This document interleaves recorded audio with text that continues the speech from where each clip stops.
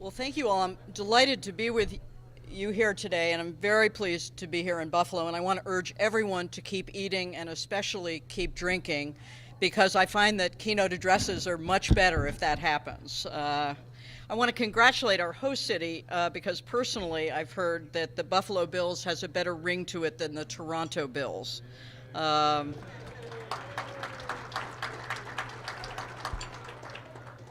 Given that you all represent the fine counties and communities of New York, I want you to know that my roots are in the tri-state area, having grown up in upstate New Jersey, not upstate New York, but having visited your state all over the state as I was growing up, and I especially enjoyed visiting parts of your state where the drinking age was much lower than it was in New Jersey at the time. So I've been to many places, and it's a real pleasure to be back with you this evening.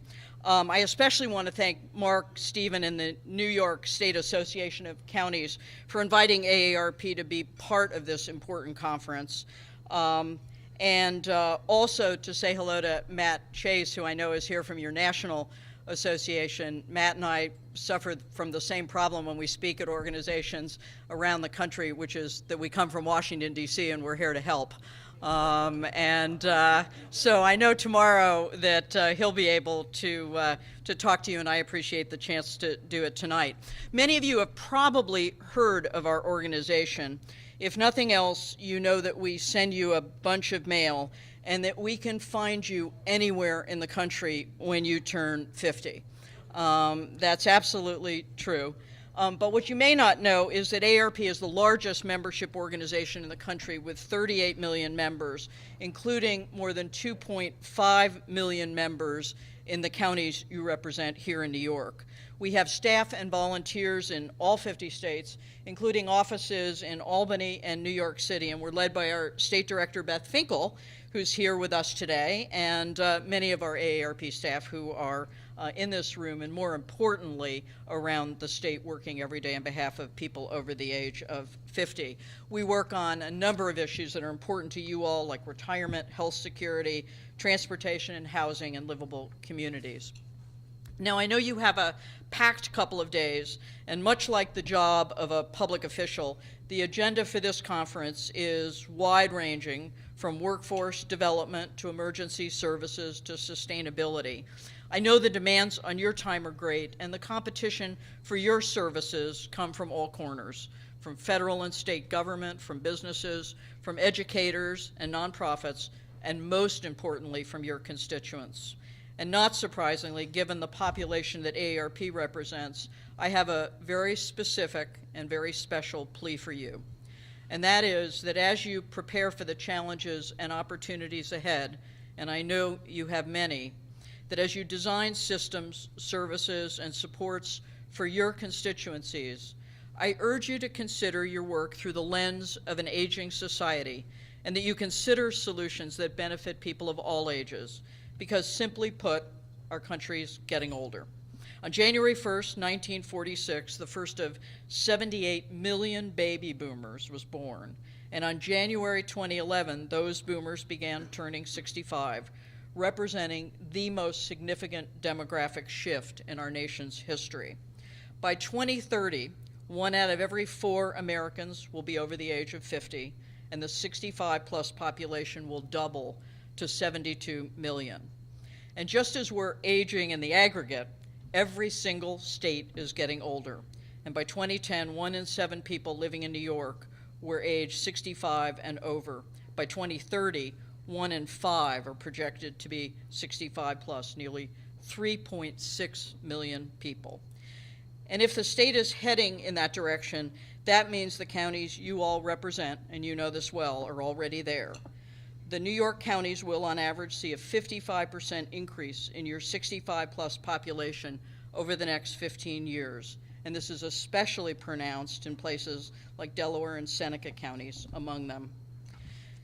Now, when we talk about the aging of America, we usually focus on one generation. Those of us old enough to remember the TV show The Brady Bunch will recall the famous sibling rivalry, Jan Brady's complaint that it was about Marcia, Marcia, Marcia. Well, sometimes it feels like boomers, boomers, boomers. And as a boomer, I have license to say that. But the truth is, when the boomers are long gone, we will still be an older society. Yes, there are a lot of boomers, but there are even more millennials, 82 million. And though my two millennial sons can't fathom it right now, they too will be older one day. There will even be a day, somewhere around January 1st, 2042, when the boomers and millennials will receive Social Security at the same time. So this aging country, our aging states, and our aging counties are here to stay. And these demographic shifts will have, and you know this well, profound implications for every corner of our nation. All counties and municipalities will be challenged with responding to the wants and needs of an age-diverse constituency. While those needs may vary, there are things that all of us look for in a community regardless of age. We want to live in places that are safe and affordable, to be connected to family and friends, to get around easily, and to be part of a community and an economy that enables opportunity. AARP has been studying aging communities for years, and we know that places are in varying stages when it comes to preparing for the changing demography. AARP New York recently conducted a survey of 50-plus voters, and we issued the report called State of 50-plus. We found that New York's older voters are feeling economically insecure because of rising health costs and because they don't have the resources they're going to need in the future. In fact, more than a quarter of New York State's 50-plus voters who are currently working, more than 50%, are not confident they will ever be able to retire. One of my favorite New Yorker cartoons sums it up. A man and his wife are sitting looking at each other. One says to the other, "You know, I think we'll just squeak by if we take a late retirement and an early death." But the most startling and concerning finding is that among those who are confident they will be able to retire, 6 in 10 report that they are considering leaving your state because they're worried about utility costs, about property taxes, about holding on to their jobs in the face of some age discrimination, and about being able to get around their communities as they age. Now, even if a small fraction of these folks leave, the communities where they currently live risk losing a major economic force that will be extremely difficult to replace. AARP has been collecting data on the longevity economy in New York. That is the sum of all economic activity supported by the consumer spending of households headed by somebody 50 and over. And we've seen that New Yorkers over the age of 50 contribute to the economy in a positive, outsized proportion to their share of the population, despite the fact that the 50-plus only accounted for 34% of your population in 2013. They represent 46% of New York's GDP and support 6.1 million jobs. So there will be an enormous cost to communities that don't figure out new ways to hold on to these aging residents. Now that's the bad news. But the good news is we've seen a lot of progress and there's a proven path for success, and many of you are on that. 2 years ago, we launched a partnership with the World Health Organization when we became the U.S. affiliate for the Network of Age-Friendly Communities. We work with local leaders, our team here in New York and across the country, who are committed to making their communities great places for people of all ages. We now have 35 communities in the network representing 22.5 million people. And I want to give a shout out to New York for being ahead of the curve because there are more age-friendly places in your state than anywhere else in the country.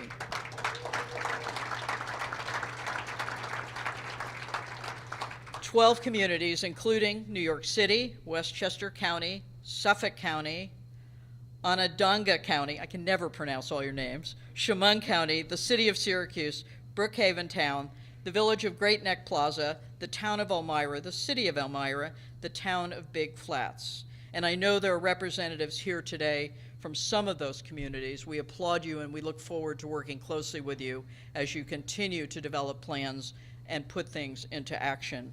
And I'm also delighted to announce that our host site, Erie County, formally joined the network today. And at the end of my remarks, which blessedly will be soon, we're going to present the certificate to your county executive. Now, while all of you and all of the other cities across the country are taking different approaches, each community is following the same process, assessing their local needs, developing an action plan, and implementing solutions. For example, Westchester passed a law to require that 50% of all of their affordable housing stock be accessible so that lower income older adults can age in place rather than moving to costly nursing homes. They also created a volunteer caregiving coaching program to help caregivers who might need help. Another example, Suffolk County passed complete streets legislation to make streets safer for pedestrians of all ages, and they approved a budget appropriation for complete streets projects. And we're seeing that kind of innovation happen quietly in communities across the country. The city of Wichita, Kansas turned an abandoned lot into a grandparents' park, so grandparents can stay healthy and fit while their grandkids play beside them. In Boston, the mayor developed a mobile app called Street Bump so that residents and citizen activists could identify potholes and unsafe crosswalks. The San Antonio group created a greenway trail system for biking and hiking to improve residents' health and well-being. The kinds of activity and legislation we've seen run the gamut. And I know all of you are bottom line oriented, and I can assure you that some of these policies do not cost one dime for the county or the state, and it's vital that we find solutions that don't rely exclusively or even predominantly on public spending. And here's the best news of all of this. I can assure you it will go a long way with your constituents, especially if they happen to be over the age of 50 and a member of AARP. Indeed, in one survey, a majority of folks said they were more likely to stay in the state and in their community if they see improvements in the areas of health, housing, transportation, and jobs. For those of you who are thinking about joining the network, and I hope it's many of you, please give it serious consideration. I know that many of you here today are well aware of your aging constituency, and I know that many of you are already working on solutions to address it. But I also know that the corridors of city halls and county governments are very busy, and it can be challenging to shine a spotlight on any given issue on any given day. Now, when we talk to folks who've signed up for the network, overwhelmingly they tell us that by formally joining this program, they've been able to bring greater attention to these critical issues.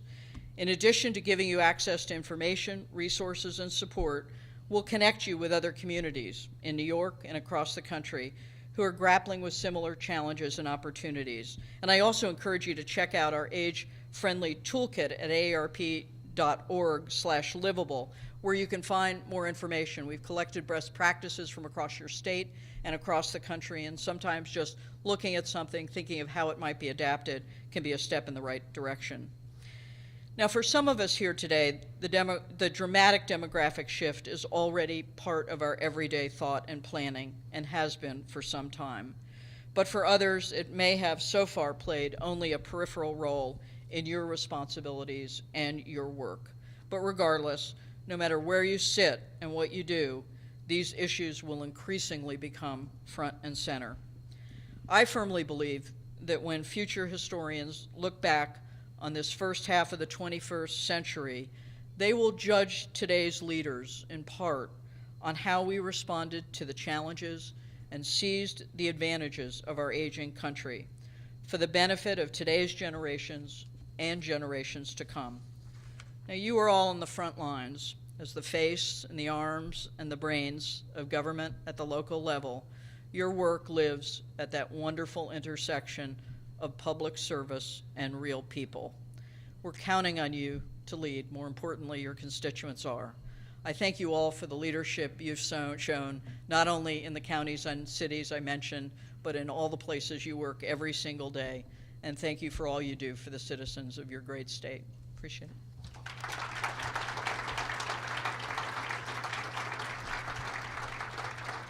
And now I'd like to invite